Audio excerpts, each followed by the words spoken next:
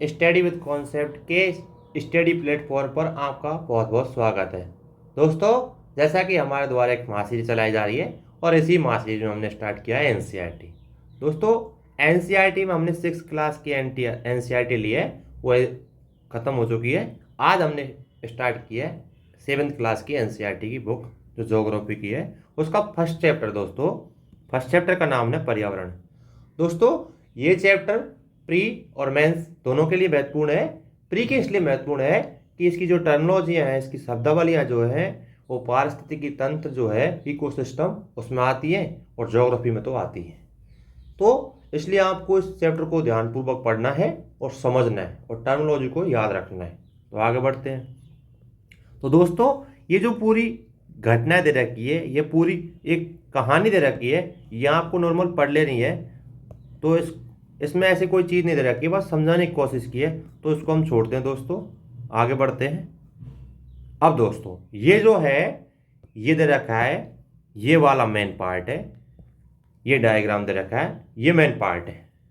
और कैसे मेन, आप देखो दोस्तों, बता रखा है कि पर्यावरण के घटक, पर्यावरण के बारे में बताया, एनवायरनमेंट के घटक कौन कौन से हैं। तो सबसे बड़ी बात है दोस्तों, पर्यावरण के प्राकृतिक घटक। प्राकृतिक दे रखा है, प्राकृतिक में दे रखा है जलमंडल, वायु से वायुमंडल, स्थल से स्थल मंडल, फिर सजीव जीव मंडल। और ये चीज़ आपने पहले भी पढ़ा है, ये 3 चीज थी। मान लो ये जलमंडल है, 3 चीज बताई भी थी आपको, ये स्थल मंडल है और ये वायुमंडल है। अब जो इसके बीच में, जो इसके बीच का पार्ट है दोस्तों, जो इसके बीच का पार्ट है, ये तीनों के बीच का पार्ट है, ये बीच का पार्ट है, ये वाला, यही तो जीव मंडल है। यही तो दोस्तों जीव मंडल है, जहां पर मानव और सभी जीव जंतुओं का जीवन पाया जाता है। और ये चीज़ आपको पहले भी बता चुके हैं, तो यही चीज़ बताइए बस इसमें। फिर आगे देखते हैं दोस्तों, इसी डायग्राम में, इसी चार्ट में देख लेते हैं। ये तो हुआ प्राकृतिक घटक कौन कौन से। अब आते हैं बात मानव निर्मित। मानव निर्मित क्या होता है? जैसे इमारत होती हैं, पार्क होते हैं, पुल होते हैं, सड़क होती है, इसके बाद स्मारक, उद्योग। ठीक है। अब मानव क्या है? जैसे मानव का क्या है, तो मानव से देखो, जैसो मानव है, मानव एक व्यक्ति से, एक व्यक्ति होता है, उसके समूह से परिवार बनता है, और ज़्यादा हो जा जाते हैं लोग तो समुदाय बनते हैं, फिर धर्म, फिर शैक्षणिक संस्थाएं, आर्थिक क्रियाकलाप, राजनीतिक स्थिति। ये चीज़ एक प्रकार से बताया कि किस प्रकार मानव और पर्यावरण के बीच संबंध है। तो ये चीज़ बताइए इस चार्ट में, टोटल में। तो ये चीज़ आपको एक बार नॉर्मल समझ लेनी है, किस प्रकार पर्यावरण और मानव एक दूसरे से जुड़े हुए हैं। और यही चीज़ तो पारिस्थितिकी इकोसिस्टम है, पारिस्थितिकी तंत्र बोलते हैं जिसे हम। तो ये टर्मिनोलॉजी छोटी छोटी देखो दोस्तों, ये दे रखा है जीवीय। जीवीय होते क्या है? तो सजीव प्राणियों का संसार, मतलब सजीव जो भी चीज़ें हैं वो जीवीय हैं, मतलब जीव हैं। जैसे एग्जाम्पल के रूप में दे रखा है पादप और जंतु, ये भी तो जीवीय ही है, मनुष्य भी है इसमें। उसी प्रकार अजीवीय को पूछा है, बताया है कि निर्जीव पदार्थों का संसार, स्थल, जो निर्जीव वस्तु हैं जैसे स्थल, इस पर निर्जीव ही है। तो ये चीज़ बताइए।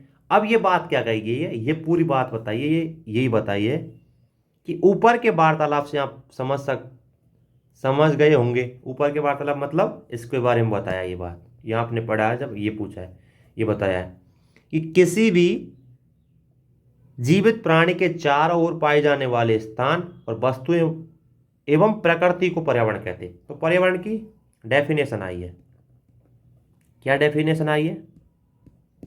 ये डेफिनेशन आई है कि किसी, आपको ये चीज़ ध्यान रखनी है बस, किसी भी जीवित प्राणी के चारों ओर पाए जाने वाले लोग, स्थान, वस्तुएं एवं प्रकृति जो है उसको ही पर्यावरण कहते हैं। तो ये पर्यावरण की एक मतलब डेफिनेशन दी है, उसे हम पर्यावरण कहते हैं। तो ये चीज़ बताइए इसमें पूरे पैराग्राफ में कि पर्यावरण किसे कहते हैं, ये वाला। कि किसी भी जीवित प्राणी के चारों ओर पाए जाने वाले लोग, स्थान, वस्तु और प्रकृति को पर्यावरण कहते हैं। ये चीज़ आपको बताई दोस्तों। आगे बढ़ते हैं दोस्तों कि यह प्राकृतिक और मानव निर्मित परिघटनाओं का मिश्रण है। जो पर्यावरण है वो प्राकृतिक और मानव निर्मित जो परिघटना है उनका मिश्रण है। और ये आपको एग्जाम्पल बता देता है, मानव निर्मित, पर्यावरण और मानव निर्मित। ये आपको वो चार्ट में बताया भी गया बाकायदा। प्राकृतिक पर्यावरण में पृथ्वी पर पाए जाने वाले जीवीय और अजीवीय, जीवीय ये बताया भी है और अजीवीय, ये जीवीय और ये अजीवीय, दोनों परिस्थितियां सम्मिलित हैं। जबकि मानवीय पर्यावरण में मानव की परस्पर क्रिया और उनकी गतिविधियां एवं उनकी बनाई द्वारा रचनाएं। ये बताया कि प्राकृतिक पर्यावरण में तो क्या है कि जीवीय और अजीवीय परिस्थिति दोनों सम्मिलित है, लेकिन जो मानव निर्मित है,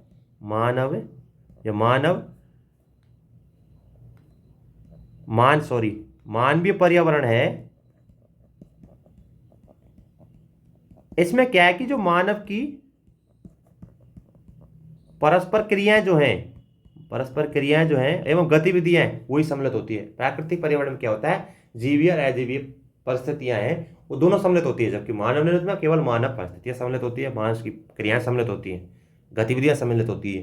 तो ये बताया बस इस पूरे पैराग्राफ में ये चीज बताई है। इधर एक और टर्मिनोलॉजी दी दोस्तों, इधर रखिए कि पर्यावरण मानी एनवायरमेंट शब्द की उत्पत्ति फ्रेंच शब्द है एनवायरोनेर या एनवायरोनेर से हुई है। इसका अर्थ होता है पड़ोस। पर्यावरण का एक बताया कि पर्यावरण फ्रेंच भाषा का शब्द है और उसकी उत्पत्ति कैसे हुई ये बताया आपको। दोस्तों आगे बढ़ते हैं। आगे है प्राकृतिक पर्यावरण। अब वो चीजें आई हैं 6th क्लास के एनसीईआरटी में भी ये चीजें बताई और वही चीजें इसमें बताई है। आपको एक बार ये चीजें पढ़ लेनी है दोस्तों। बताया है कि भूमि, जल, वायु, पेड़ पौधे और जीव जंतु से मिलकर पर्यावरण, प्राकृतिक पर्यावरण का निर्माण होता है। ये अभी बताया आपको, वैसे ये चीज बताई। स्थलमंडल, जलमंडल, वायुमंडल एवं जीव मंडल से आप पहले भी परिचित हुए होंगे, मतलब 6th क्लास के एनसीईआरटी के बारे में बताया। अब देखो दोस्तों ये बात ध्यान रखनी है। स्थलमंडल के बारे में बताया कि पृथ्वी की ठोस प्रॉपर्टी या कठोर ऊपरी परत जिस पर हम निवास करते हैं वो स्थलमंडल है। ये चीज आपको पता है। अब स्थलमंडल में क्या क्या है देखो, ये आपको ध्यान रखना नहीं है। पहली बात तो ये जो कठोर ऊपरी परत है जिस पर हम निवास कर रहे हैं, मनुष्य निवास करता है। अब इसमें क्या क्या है, यह चट्टानों एवं खनिजों से बना हुआ होता है। दूसरी बात क्या है, चट्टान जो होती हैं एवं खनिज उनसे स्थलमंडल का निर्माण होता है, एवं मिट्टियों की पतली परत से ढका होता है।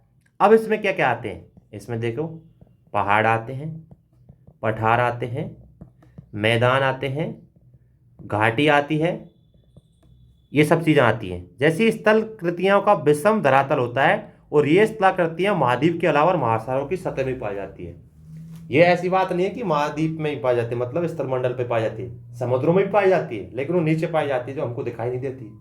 तो ये चीज बताया कि स्थलमंडल जो है, पहली बात तो कठोर प्रॉपर्टी की चट्टान एवं खनिज से बना हुआ है और उस पर कई स्थलाकृतियां हैं, जैसे पहाड़ हो गया, पठार हो गया, मैदान हो गया, घाटी होगी, ये सब चीजें आई है। ये बात इसी पर नहीं लागू होती, ये बात महासागरों में भी है लेकिन वो दिखाई नहीं देती, इसलिए हम उस पर ध्यान नहीं देते।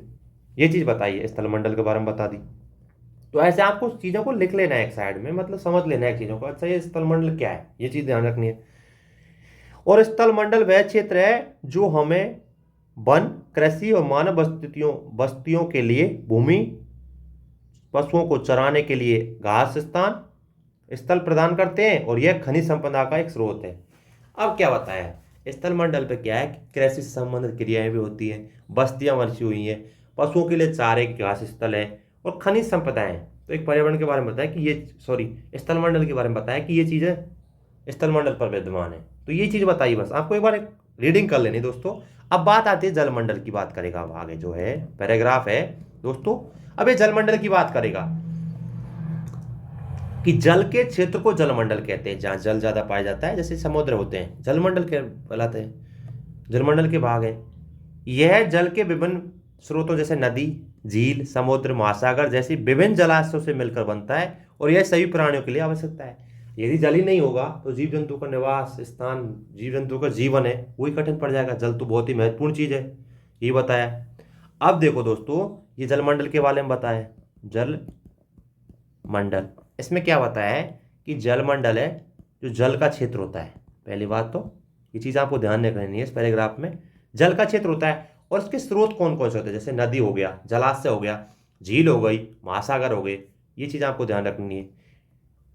और ये सभी के लिए, सभी प्राणियों हैं उनके लिए महत्वपूर्ण है क्योंकि जल से जीवन है।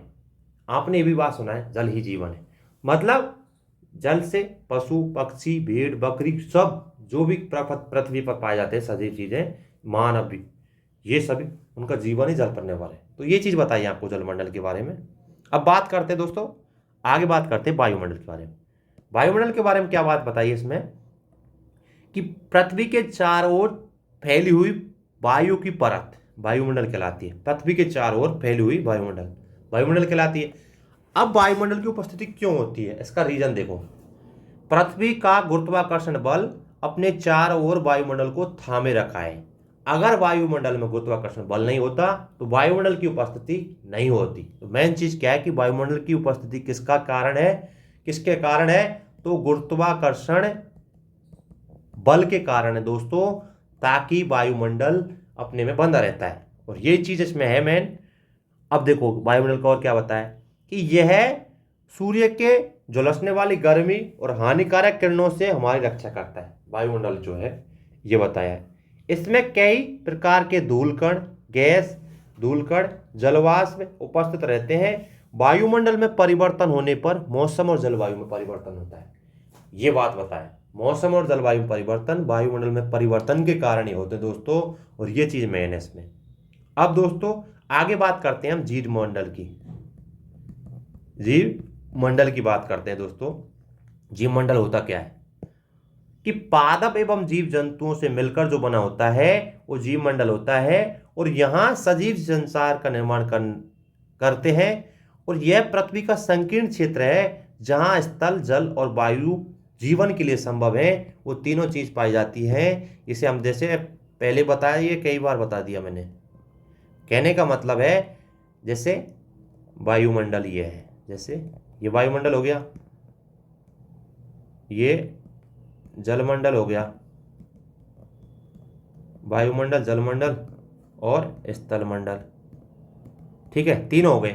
पर जो जीवमंडल है वो तीनों का बीच का क्षेत्र है, जो तीनों चीज पाई जाती है। यही तो बताया आपको कि वह संकीर्ण क्षेत्र है जहां जल, स्थल और वायु तीनों चीज पाई जाती है। तो ये वाला जो क्षेत्र है ना, यही जीवमंडल है।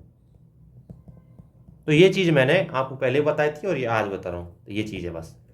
अब दोस्तों अब देखो सबसे महत्वपूर्ण चीज जो अब आई है, महत्वपूर्ण तो ये भी चीजें थी वायुमंडल वगैरह, जलमंडल वगैरह, सबसे महत्वपूर्ण ये चीज आई है पारिस्थितिकी किसे कहते हैं। पारिस्थितिक तंत्र जो होता है, पारिस्थितिक तंत्र वो क्या होता है, और ये क्वेश्चन बाकायदा यूपीएससी प्रीवियस क्वेश्चन पूछा भी गया है। एक बार इसको पढ़ लेते हैं हम कि वह तंत्र जिसमें समस्त जीव प्राणी आपस में एक दूसरे के साथ तथा पर्यावरण के उन भौतिक एवं रासायनिक कारकों के साथ परस्पर क्रिया करते हैं जिनमें वे निवास करते हैं, मतलब पर्यावरण की बात कर रहे हैं। ये सब ऊर्जा और पदार्थ के स्थानांतरण द्वारा संबंध है इनमें जो है। तो दोस्तों प्रीवियस क्वेश्चन पूछा भी गया है, ऐसे क्वेश्चन था 2015 का क्वेश्चन दोस्तों। क्वेश्चन था निम्न लिखित में से कौन सा एक पारिस्थितिकी तंत्र या इकोसिस्टम जिसे कहते हैं हम, शब्द का सर्वोत्कृष्ट वर्णन है, मतलब इसकी परिभाषा क्या है। नीचे 4 कथन दे रखे हैं, उनमें क्या रखा है। ऑप्शन ए है दोस्तों, ऑप्शन ए है एक दूसरे से अन्यों क्रिया करने वाले जीवों का एक समुदाय। एक तो ये है ऑप्शन। बी ऑप्शन है दोस्तों कि पृथ्वी का वह भाग जो सजीव द्वारा आवासित है, जिसमें सजीव निवास करते, कहने का मतलब ये है। सी ऑप्शन दोस्तों कि जीवों का समुदाय और साथ ही यह पर्यावरण जिसमें वे रहते हैं। सी हो गया। और डी ऑप्शन क्या था दोस्तों कि किसी भौगोलिक जो क्षेत्र है के वनस्पति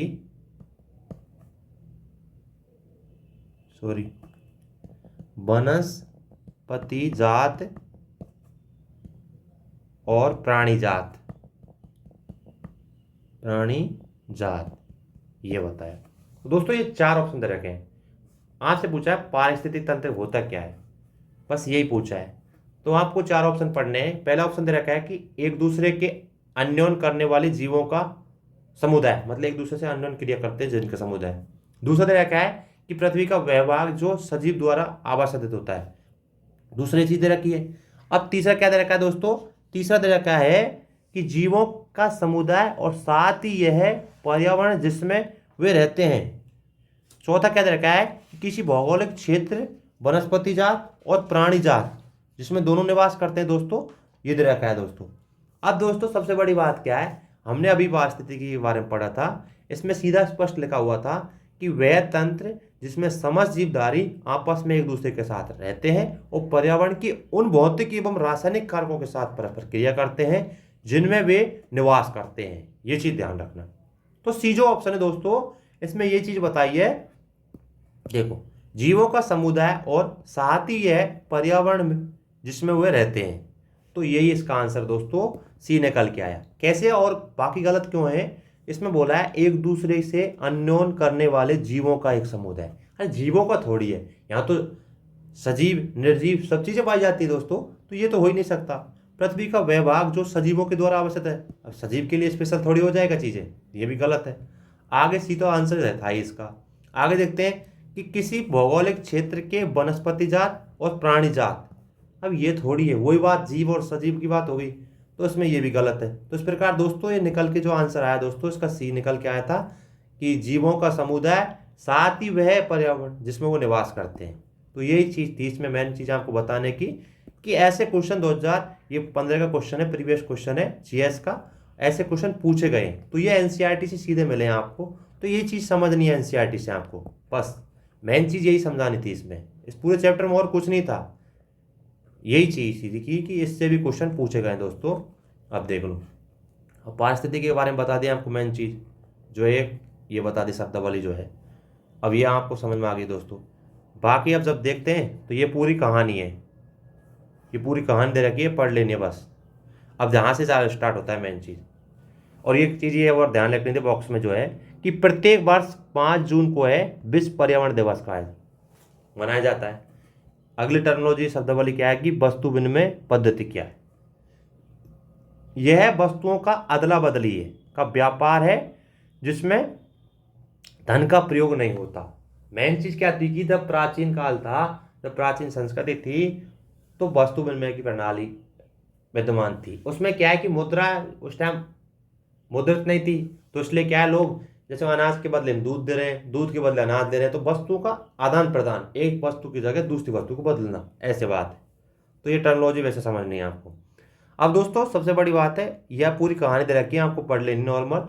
बाकी आगे मेन चीज है इसमें कि सभी पेड़ पौधों, जीव जंतु, मानव अपने आसपास के पर्यावरण पर आश्रित होते हैं। ये चीज आपको पारिस्थितिक तंत्र के बारे में बात चल रही है कि एक दूसरे पर आश्रित होते हैं, प्राय एक दूसरे के साथ आश्रित होते हैं, और जीवधारियों को आपसी एवं अपने आसपास के पर्यावरण के बीच संबंध होता है।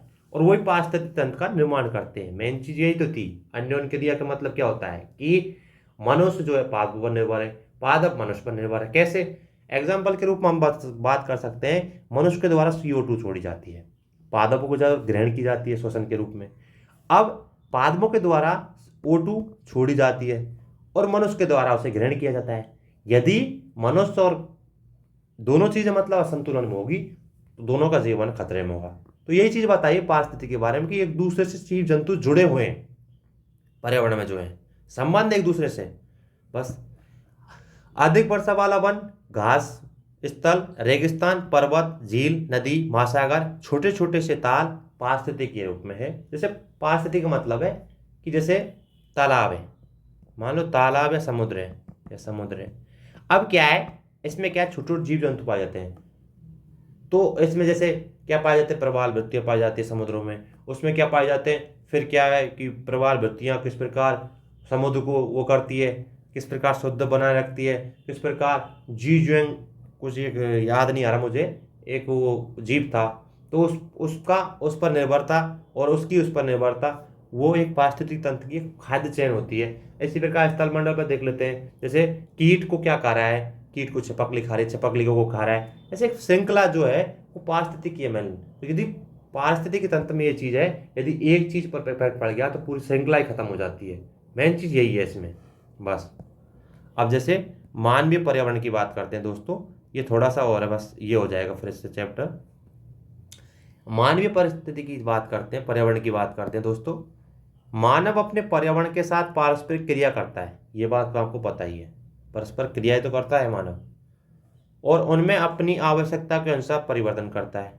ये बात तो सही बात है कि जब प्राचीन भारत में या प्राचीन टाइम में, भारत की बात नहीं सब जगह, जब मुद्रा का आविष्कार नहीं हुआ तो लोग वस्तु विनिमय का करते थे।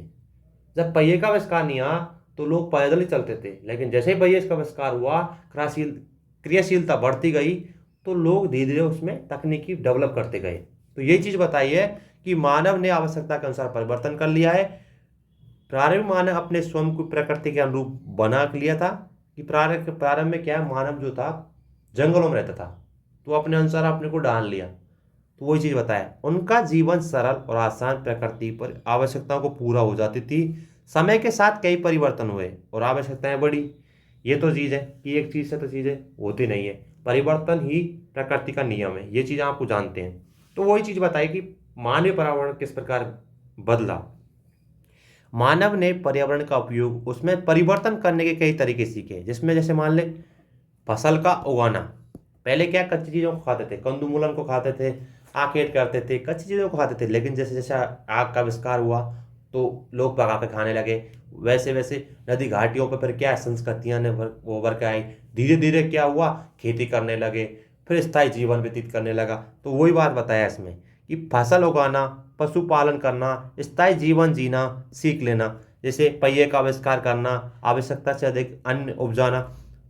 फिर क्या किया, फिर वस्तु विनिमय की प्रणाली आ गई, विकास हुआ, व्यापार आरंभ हुआ, वाणिज्य विकास हुआ, औद्योगिक क्रांति हुई, बड़े पैमाने पर प्रारंभ हुआ, तेज परिवहन हुआ, फिर सूचना क्रांति, पूरे संचार सहज द्रुत कर दिया। मतलब कहने का मतलब यह, संचार जैसे मोबाइल हो गया, टेलीविजन हो गया, टीवी हो गया, तो ये चीज़ें बढ़ती गई धीरे धीरे, मानव की आवश्यकताओं के अनुसार बढ़ती गई। तो यही बात की है इस पूरे पैराग्राफ में कि मानव ने किस प्रकार प्रकृति के साथ रहते रहते किस प्रकार परिवर्तन कर लिया, और वही मानवीय पर्यावरण है। तो यही चीज बताइए इस पैराग्राफ में।